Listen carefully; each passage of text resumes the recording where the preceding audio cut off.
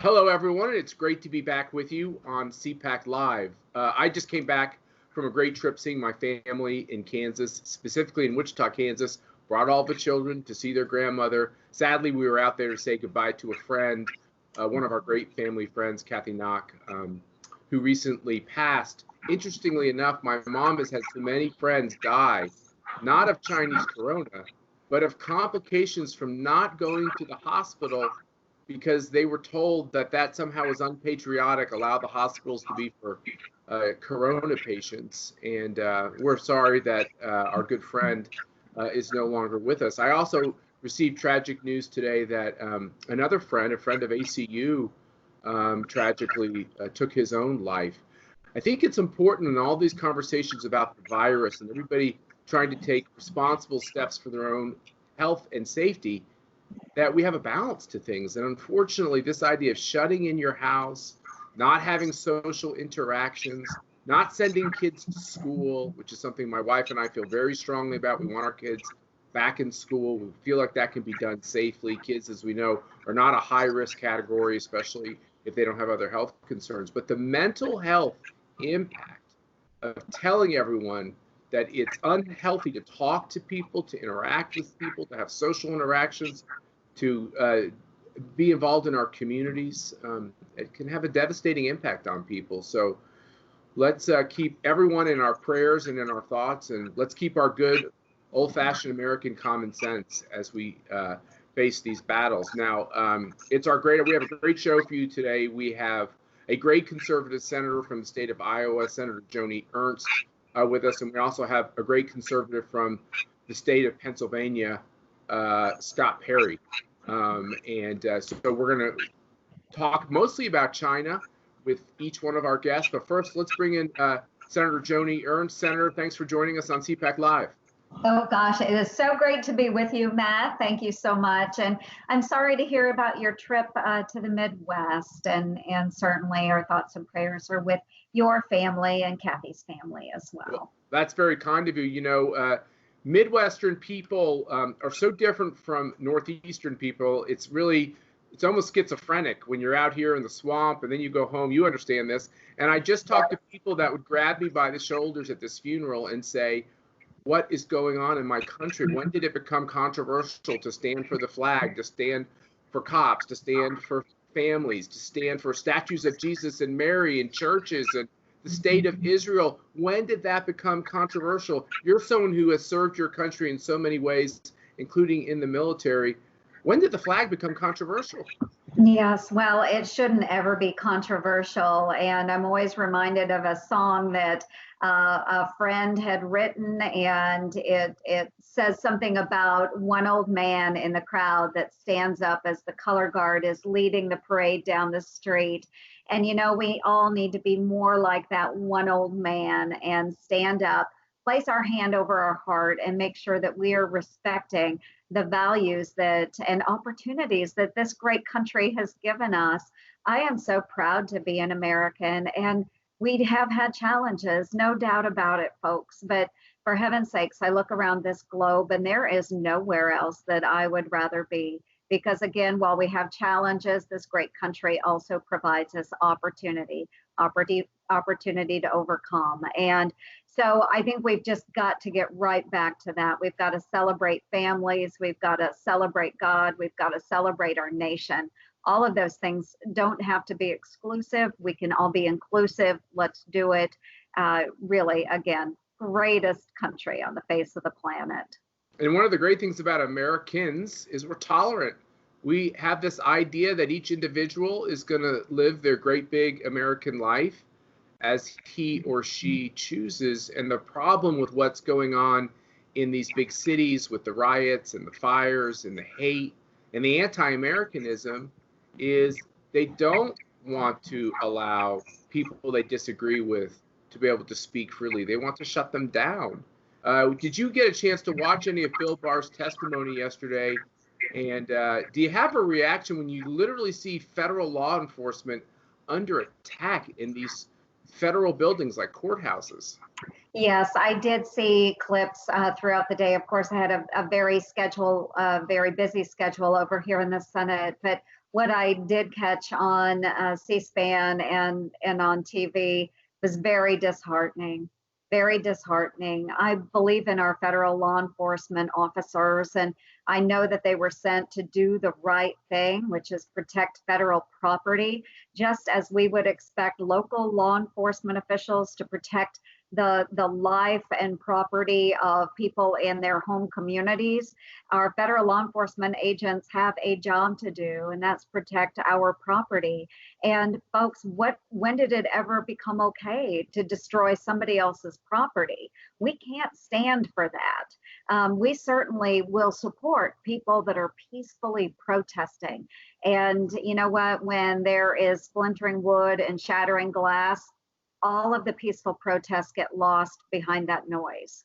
And Or so, yes. Or as the founder of the 1619 Project has said, it's not violence and it's not destruction against individual private property if it can be rebuilt.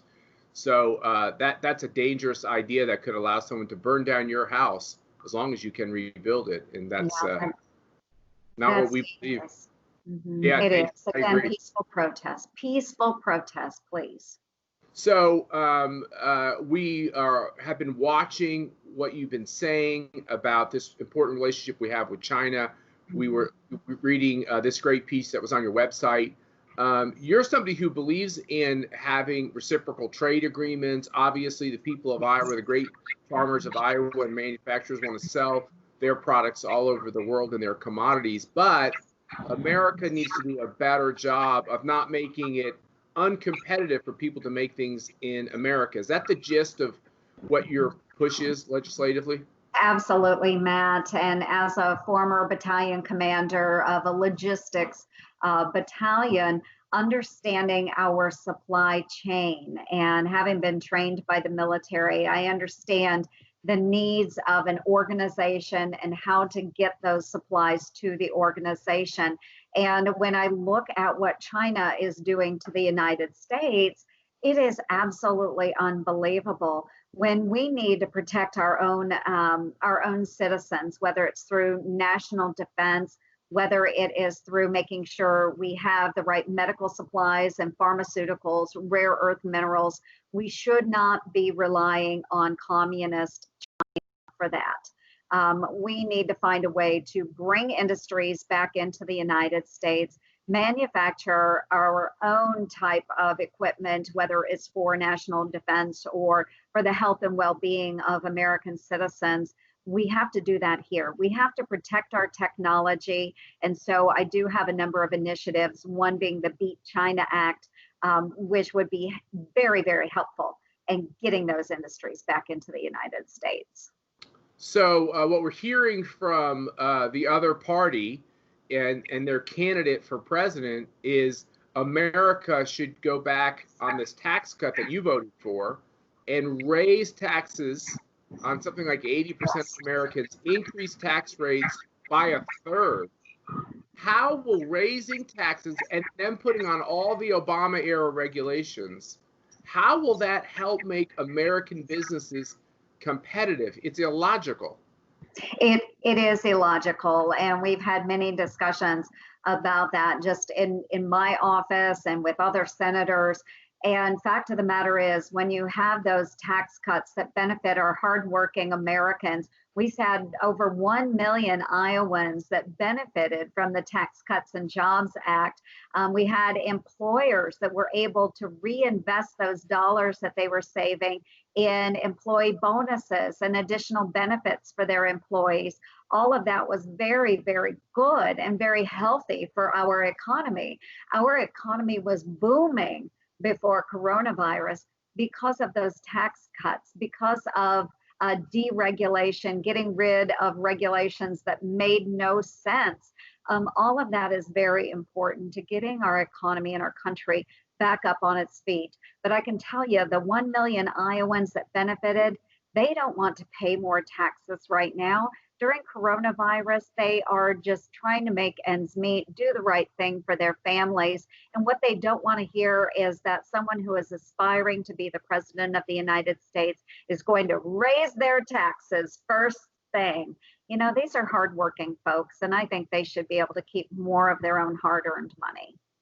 Well, when Democrats say they want to tax the rich, the middle class better get themselves some protection, because when they want to soak the rich, it's the middle class who needs the umbrellas, right? That's the way it always works, because still in America, there's this big, vibrant middle class, and that's where the taxes always tend to go, and the middle class has been doing so well. Senator, let me ask you another question. Obviously, Mitch McConnell came out with this Republican version of kind of the next step to help Americans get through their problem or their financial issues with this government, this economic shutdown, which we all want to see get the economy, let's get it open again. But still, people are suffering. Not all businesses have been able to open. We've also read stories about how some of this aid through cities has gone to actually state-owned enterprises in China. This money is intended, when you vote for these bills, it's intended to help Americans, not somehow be funneled through, public transit departments or other city departments to state-owned enterprises in China. Are you aware of this? And is this kind of the stuff that the American people read about and they're like, hey, what gives? Why are we being so stupid? Right. It doesn't surprise me in the least. Of course, with the CARES package, the phase 3 package we did, it was close to $3 trillion. And the objective was to get the dollars out of Congress as quickly as possible, send it out from the federal government, get it to those individuals and those small businesses that really needed that support. And in that effort, we know that we'll have to go back and double check and audit and make sure that those dollars were going to American-owned enterprises. That's what the dollars were for. It needs to stay here in the good old US of A to make sure that we are supporting our businesses and our hardworking families. So we do have to be very careful with that as we're considering this next package as well, because we want to ensure the dollars are getting out to those individuals that really do need it, those businesses that are still not up and where they should be. But we have to be very cautious. What we don't want to do is be supporting Red China. So that's why I always call it Chinese corona. And I know some people said, well, is that really the accurate medical term? It's just important to remind folks, whether on purpose or out of incompetence, China let this virus loose on the world. And when I hear people like Nancy Pelosi call it the Trump virus, you realize there's too much politics and all this.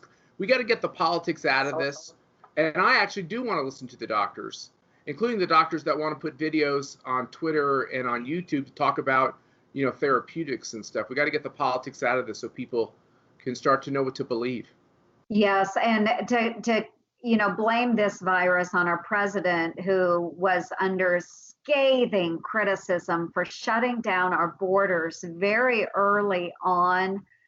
Shame on them. They were so critical of the president. And if it had been left up to a Democratic administration, they wouldn't have shut down the borders, and which would have exposed us much, much faster and let all kinds of people in from those hot spots that we were trying to protect our people from. So just very, very difficult situation. But the president made the right decision by shutting down our borders, by quarantining Americans coming back from some of those hot spots overseas. And again, I'll just remind everyone, the Democrats didn't think that was the right thing to do.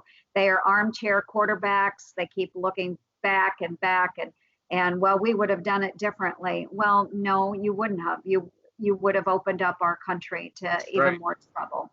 Well, the word racism gets bandied about a lot in American politics, and they basically called our president racist for stopping travel from China. He didn't do that because of their race.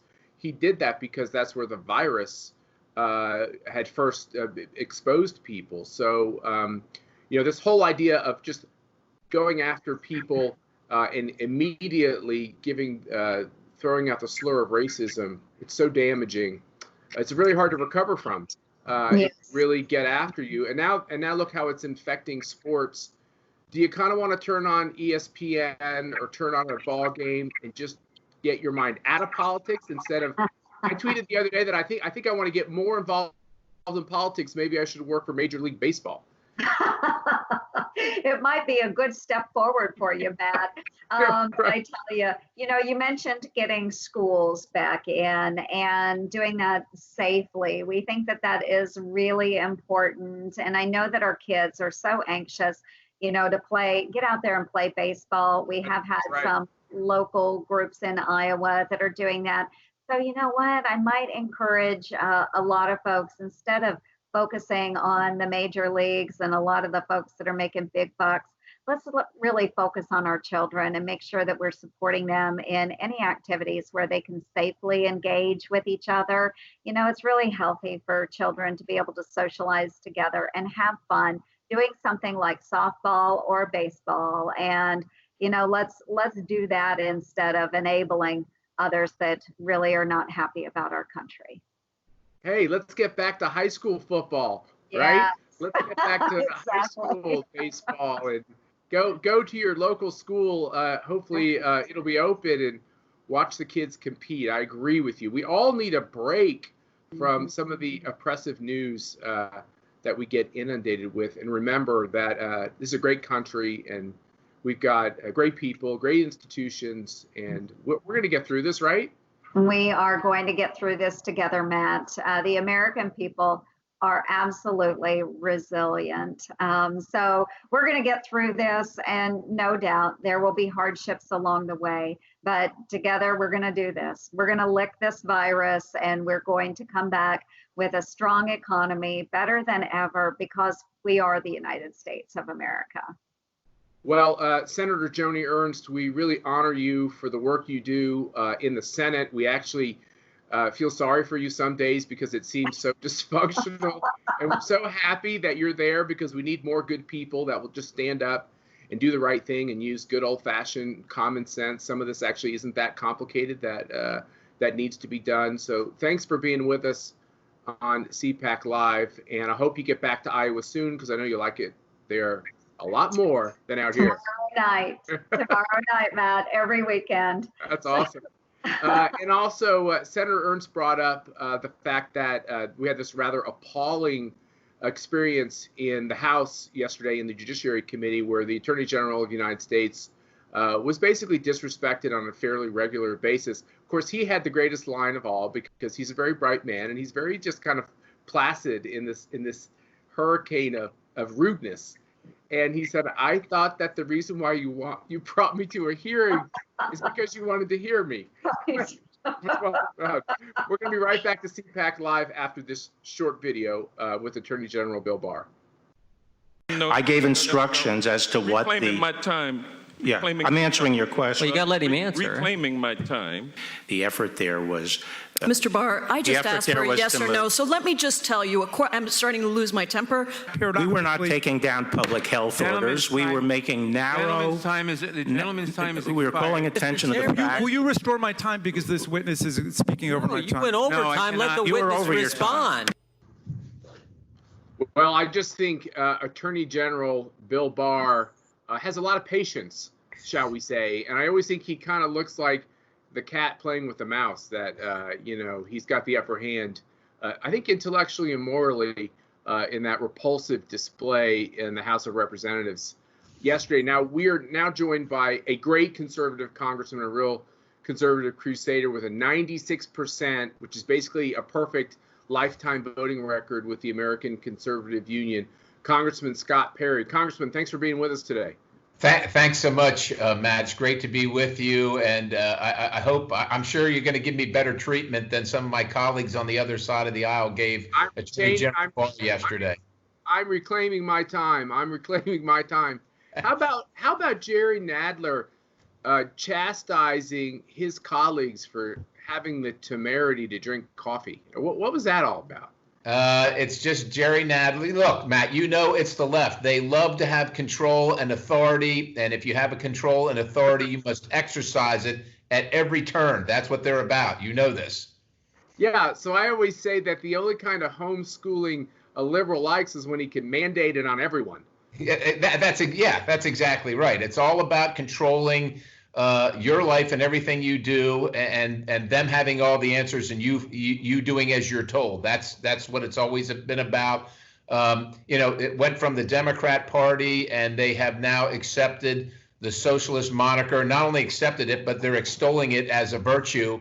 And let's face it, Matt, these folks, these are socialist policies, but socialism is an economic construct. When the American people reject it, they'll move on to the next construct, and you know what that is, where they force it on you, like it's been done around the rest of the globe, because they just know better, and you must submit to that. And that's what this is. A lot of this is about is conformity to their requirements.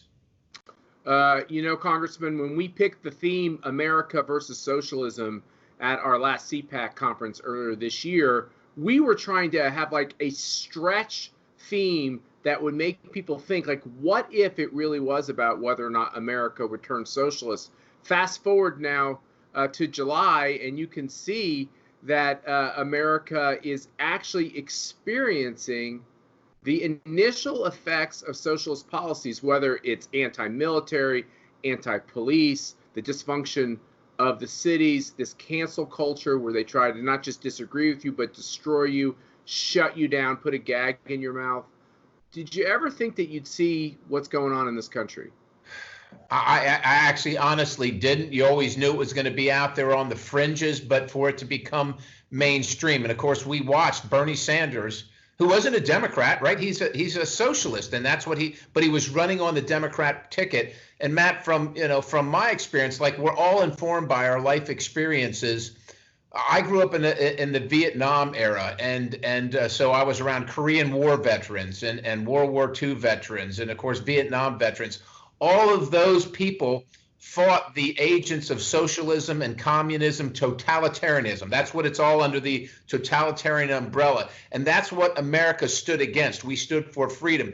Sometimes you didn't agree with the other person's viewpoints or what have you, but we understood that that's what was enshrined in America, in the rights given by God and enshrined in our Constitution, is the right to say those things and to think those things. But we never believed it would become mainstream, because we knew the history, and we assumed everybody knew the history and would know the history, that this oppression, this totalitarianism associated with communism and socialism worldwide has been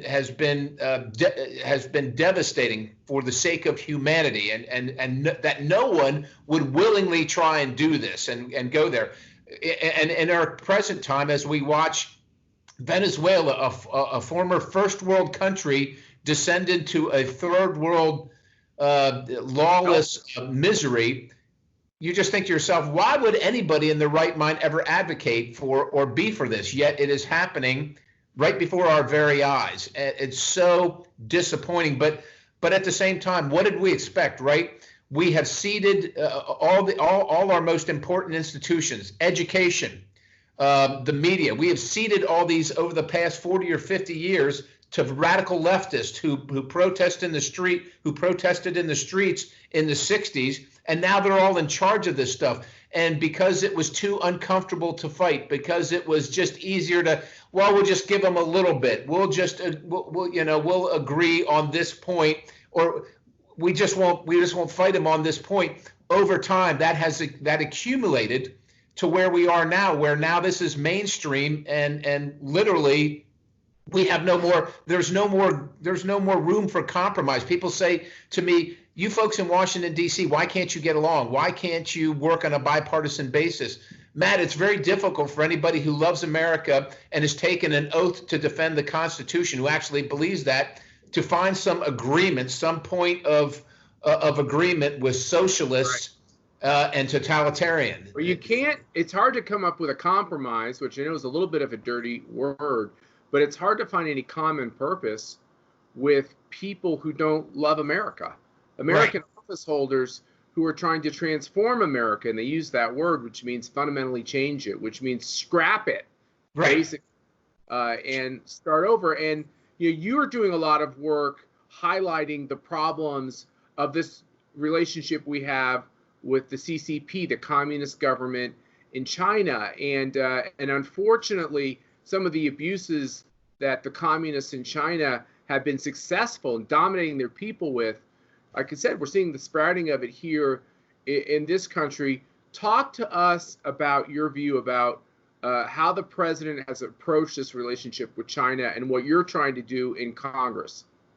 Well, I think it's important, and thanks for the opportunity, Matt. It's important to set the predicate here. So for 40, 50 years now, our government, the United States of America, federal government, has told the American people that China is a strategic competitor. And Americans love to compete. We always think we can do it better because we have been able to do it better. But what we've lied to the American people about is that China is not a strategic competitor. They are our adversary. They seek to overcome us and to diminish our prominence in the world. They seek to replace the United States. And because we live in cancel culture, we must be sure that we delineate the difference between the Chinese people, billions of Chinese people seeking to breathe free, just like American citizens and like freedom-loving people around the globe. We differentiate between them and the Communist Chinese Party, or the CCP, who runs that country.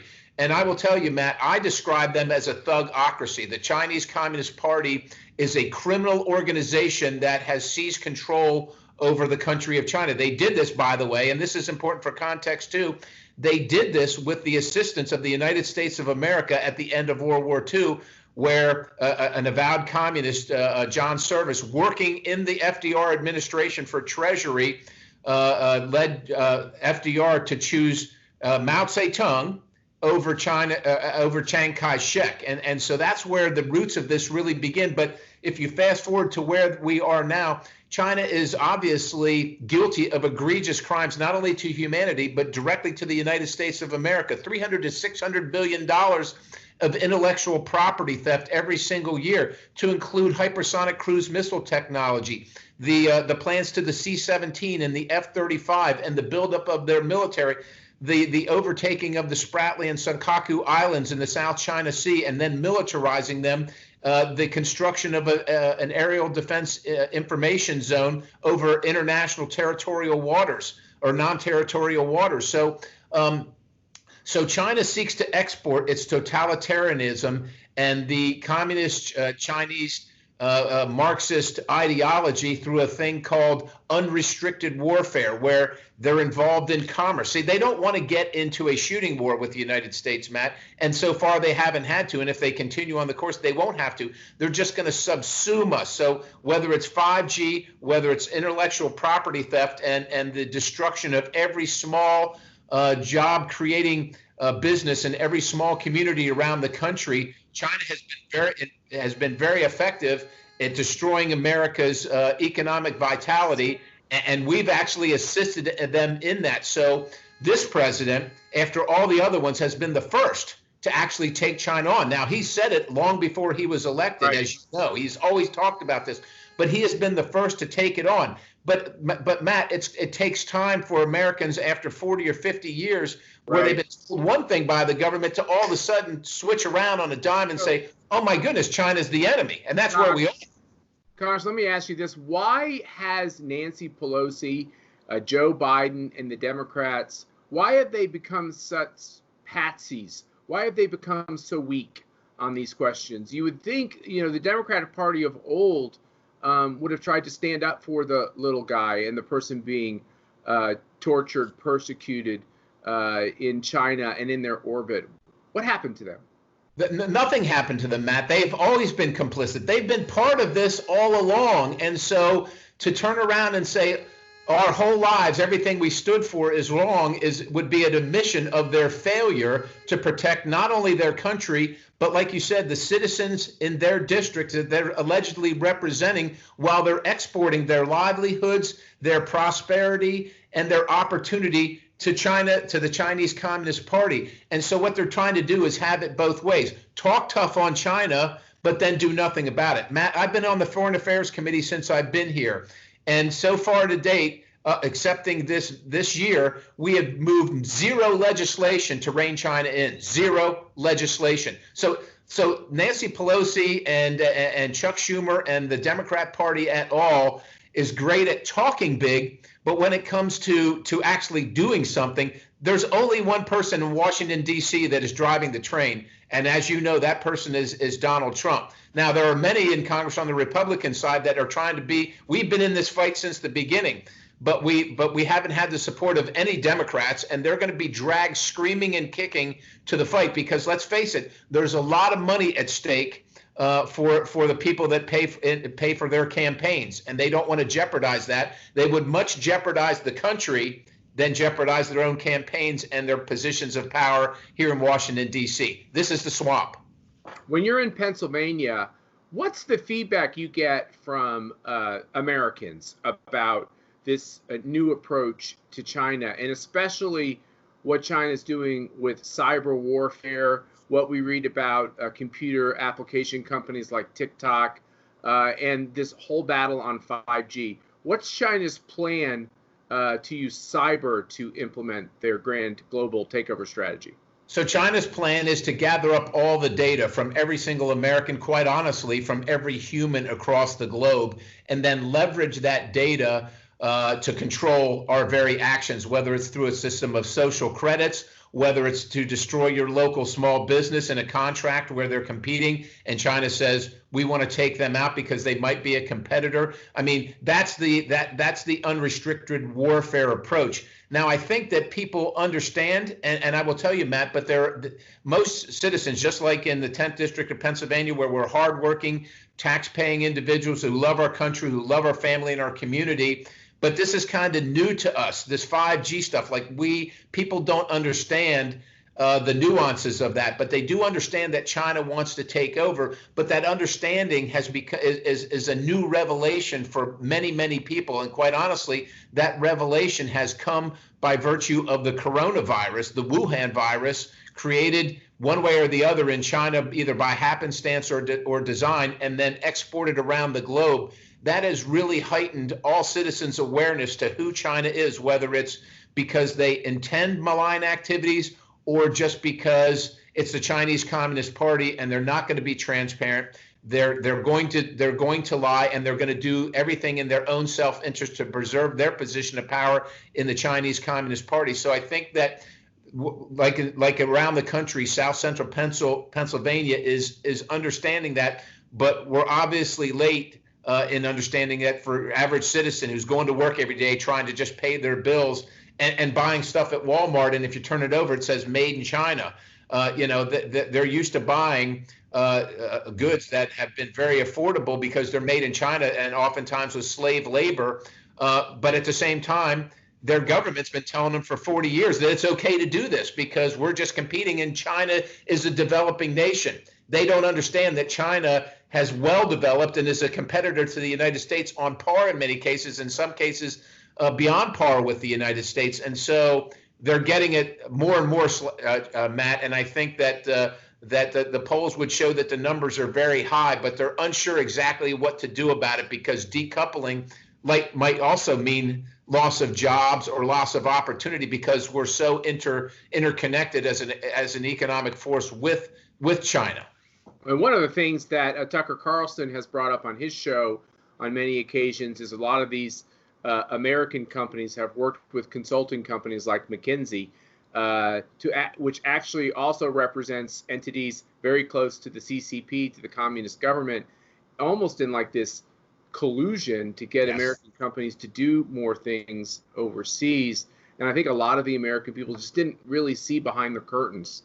No, they don't see behind the curtain, Matt. And God bless you and CPAC for bringing this information to light, because if we're counting on the mainstream media to hear these reports, right, we're never going to hear it. For instance, Google will, the folks that run Google will come out and chastise the American people about the faults of America as founded and all our flaws along the way, but we'll be happy to participate with the Chinese Communist Party at oppressing billions of people around the globe, and particularly in China with the system of social credits, or actually support the Chinese Communist Party by limiting the access to free and open information to the people of China. Google actually does that while lecturing us about how unfair we are. So you got to wonder, Google, headquartered in the United States of America, why can't they support America?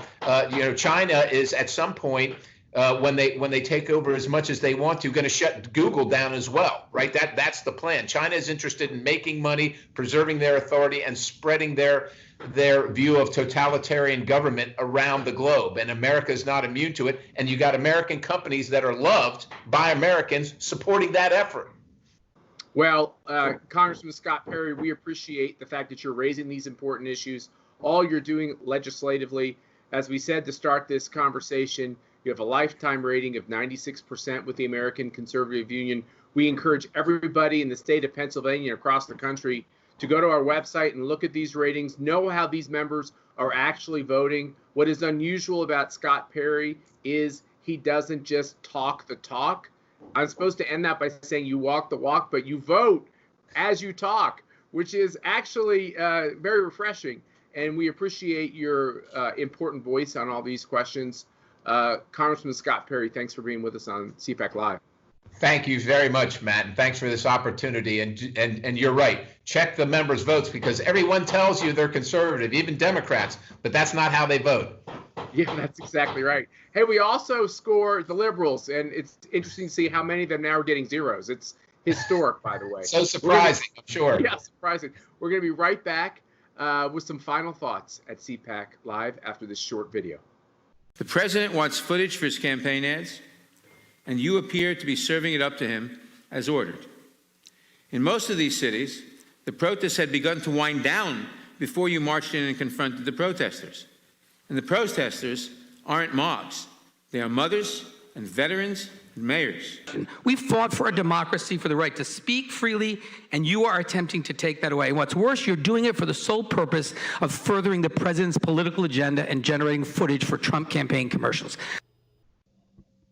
Well, I think our Attorney General, Bill Barr, has a lot of grace and class to put up with what he put up with the other day. You know, I mentioned that we had gone out to Kansas, and while we were gone, a really disgusting thing happened.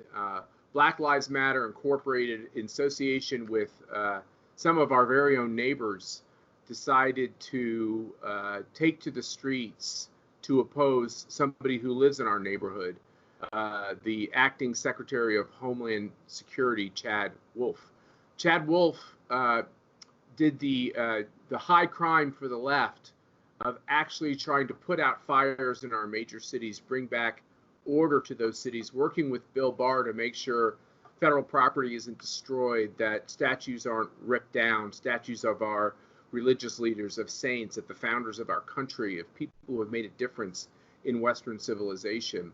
He had the audacity to stand up for the rule of law and to make sure that the left doesn't, in essence, eat its own with its own nihilism.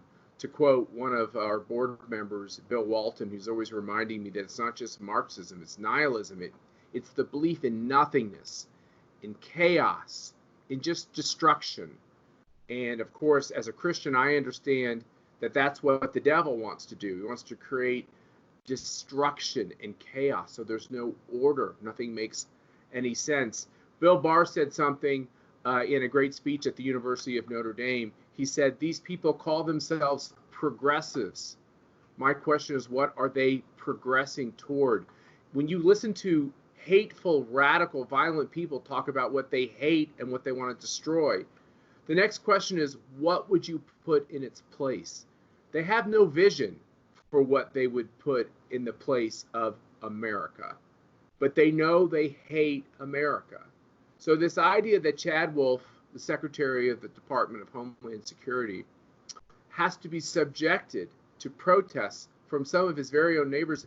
One of his own neighbors even offered these protesters refreshments as they terrorized his children in front of his house.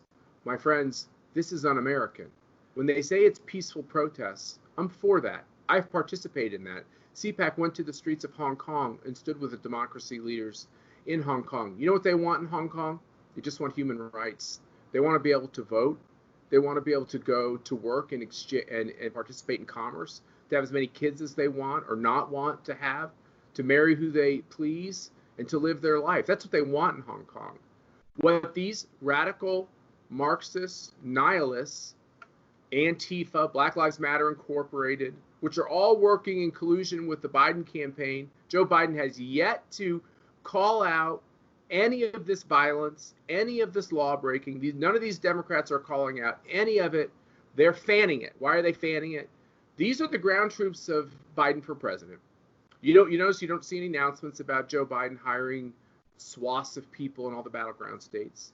Their goal in the battleground states is to create chaos in the cities, to scare suburban voters that somehow Donald Trump is doing things that are making matters worse instead of trying to make them better. They choose CHOP over Chad. They would rather have CHOP than have law and order that Chad Wolf and Bill Barr and the President of the United States is trying to make sure we have. And who are the ultimate victims? The ultimate victims are probably not people like you and me, although I think we fear it. The ultimate victims are these young kids that are trying to grow up in these very, very dangerous cities like Chicago, cities like Los Angeles, cities like San Francisco, cities like New York City, unfortunately, cities like Washington, D.C., cities like Milwaukee, St. Louis. The victims often are young boys and girls of color who have done nothing wrong. They're not political. They're just trying to grow up in America. And I think it's a sad day when liberals don't stand alongside law enforcement to say, thank you for trying to bring order to the cities. I love watching these videos. Actually, I don't love it, but I appreciate watching these videos of black voices on Twitter, on Facebook before they're taken down saying, my life matters too. I want the cops to come in and protect my business, which I've built up my whole life. And there are, I looked at the Gallup poll the other day, up to 25% of African Americans call themselves conservatives. And so what we have to do as conservatives is keep reaching out to all of these groups that people don't think would be with us. I think there's a lot more people who agree with us than the media likes us to believe. Once again, they want us to feel isolated, alone, depressed. That's why these polls come out that try to make it seem like Donald Trump cannot win, that Nancy Pelosi cannot be taken down, and that the Senate is inevitably going to fall into the hands of Charles Schumer. I don't believe it. I believe this could be the most consequential race we've ever seen, not because of Donald Trump, who, as you know, I respect, admire, and strongly support, but because now it's bigger than just a man. It's about America. It's about our country. Will it continue to be a union? Can it exist going forward, promulgating the same fundamental values that our founders wished each of us to understand, the most important of which is, yes, there's a God, yes, he created you, and he created you for a distinct reason. And you get to use your own providential judgment to determine how you chart the course of your life. It's a very radical concept these days. It's a very American concept. It's a very Christian concept and God-centered concept, a faith concept that the individual is infused by their creator. And part of that is the ability to speak, to have an opinion. And I said yesterday on television, and I reiterated here, whatever happened to that great liberal idea that I can disagree with what you say, I can condemn what you say, but fight to the death for your right to say it. Well, thank God on CPAC Live, we still have the right to say it, and we're going to keep saying it. We're going to keep working with you, and we're going to be out on the road having these CPACs, and we hope to see you. And thanks for joining us today on CPAC Live.